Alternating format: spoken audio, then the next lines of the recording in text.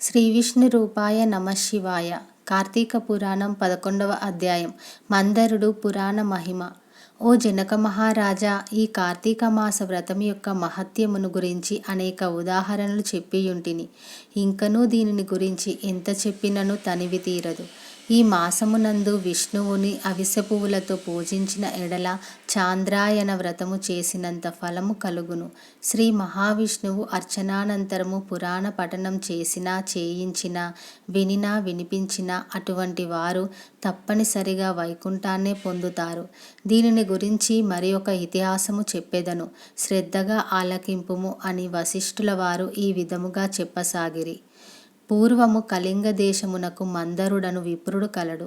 అతడు ఇతరుల ఇండ్లలో వంటలు చేయుచు, అక్కడే భుజించుచు, మధ్య మాంసాది పానీయములు సేవించుచు, తక్కువ జాతి వారి సాంగత్యము వలన స్నాన జప దీపారాధనాదికములను ఆచారములను పాటింపక దురాచారుడై మెలుగుచుండెను.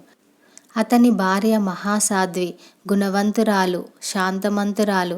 భర్త ఎంత దుర్మార్గుడు అయినను పతినే దైవముగా నెంచి విసుగు చెందక సకలోపచారములు చేయుచు పతివ్రత ధర్మమును నిర్వర్తించుచుండెను. మందరుడు ఇతరుల ఇంటి యందు వంటవాడుగా పనిచేయుచున్నను ఇల్లు గడవక చిన్న వర్తకము కూడా చేయసాగెను. ఆఖరికి దాని వలన కూడా పొట్ట గడవక పోవుటచే దొంగతనములు చేయుచు దారి కాచి బాటసారులను బాధించి వారి వద్దనున్న ధనము వస్తువులు అపహరించి జీవించుచుండెను. ఒక దినమున ఒక బ్రాహ్మణుడు అడవి దారిన బడి పోవుచుండు. అతనిని భయపెట్టి కొట్టి ధనము అపహరించుచుండగా అక్కడకు మరొక కిరాతకుడు వచ్చి ధనాశచే వారిద్దరిని చంపి ధనము మూట కట్టుకొని వచ్చుచుండెను. సమీపమునందున్న ఒక గుహ నుండి వ్యాఘ్రమొకటి గాండ్రించుచూ వచ్చి కిరాతకునిపై బడెను. కిరాతకుడు దానిని కూడా చంపెను. కాని ఆ పులి కూడా తన పంజాతో కిరాతకుని కొట్టి ఉండుట వలన ఆ దెబ్బకు కిరాతకుడు కూడా చనిపోయెను. ఈ విధముగా ఒక కాలమున నలుగురు 4 విధముల హత్యలు చేసి చనిపోయినందున ఆ నలుగురు కూడా యమలోకమున అనేక శిక్షలు అనుభవించుచు రక్తము గ్రక్కుచు బాధపడుచుండిరి. మందరుడు చనిపోయిన నాటి నుండి అతని భార్య నిత్యము హరినామస్మరణ చేయుచు సదాచార వర్తినియై భర్తను తలుచుకొని దుఃఖించుచు కాలము గడుపుచుండెను. కొన్నాళ్లకు ఆమె ఇంటికి ఒక ఋషి పుంగవుడు వచ్చెను. ఆ వచ్చిన ఋషిని గౌరవముగా ఆహ్వానించి అర్ఘ్యపాద్యాదులచే పూజించి, స్వామి, నేను దీనురాలను, నాకు భర్త గాని సంతతి గాని లేరు. నేను సదా హరినామస్మరణ చేయుచు జీవించుచున్నదానను. కావున నాకు మోక్ష మార్గము ప్రసాదించు అని బ్రతిమ్లాడి కొనెను. ఆమె వినయమునకు ఆచారమునకు ఆ ఋషి సంతసించి, అమ్మా, ఈ దినము కార్తీక పౌర్ణమి, చాలా పవిత్రమైన దినము. ఈ దినమును వృధాగా పాడు చేసుకోవద్దు. ఈ రాత్రి దేవాలయంలో పురాణము చదువుదురు. నేను చమురు తీసుకొని వచ్చెదను. నీవు ప్రమిదను వత్తిని తీసుకొని రావలయును.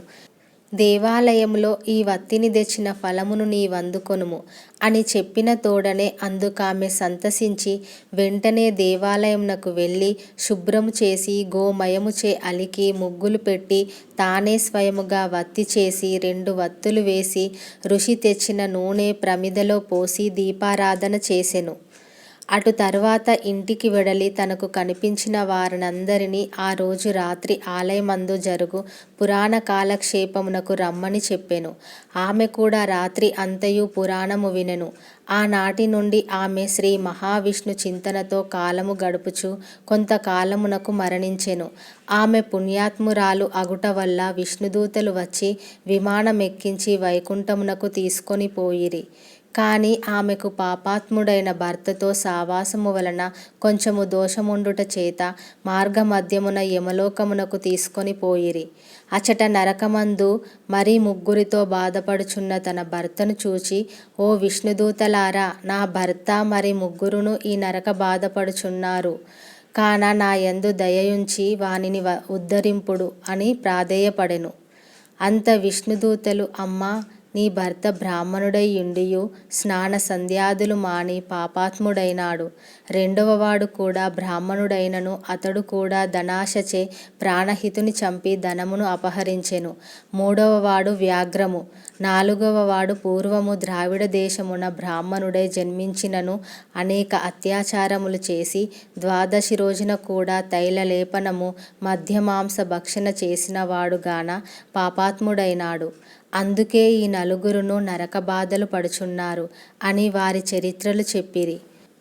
అందులకామె చాలా విచారించి, ఓ పుణ్యాత్ములారా, నా భర్తతో పాటు మిగిలిన ముగ్గురును కూడా ఉద్ధరింపుడని ప్రార్థించగా అందులకు ఆ దూతలు, అమ్మా, కార్తీక శుద్ధ పౌర్ణమి నాడు నీవు వత్తి చేసిన ఫలమును ఆ వ్యాఘ్రమునకు, ప్రమిద ఫలము కిరాతకునకు, పురాణము వినుట వలన కలిగిన ఫలము ఆ విప్రునికి దారపోసినచో వారికి మోక్షము కలుగునని చెప్పగా అందులకామె అట్లే దారపోసెను.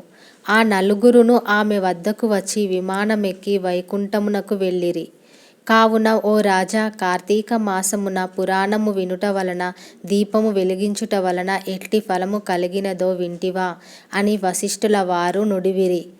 11వ అధ్యాయము 11వ రోజు పారాయణం సమాప్తం. సర్వం శ్రీ శివార్పణమస్తు.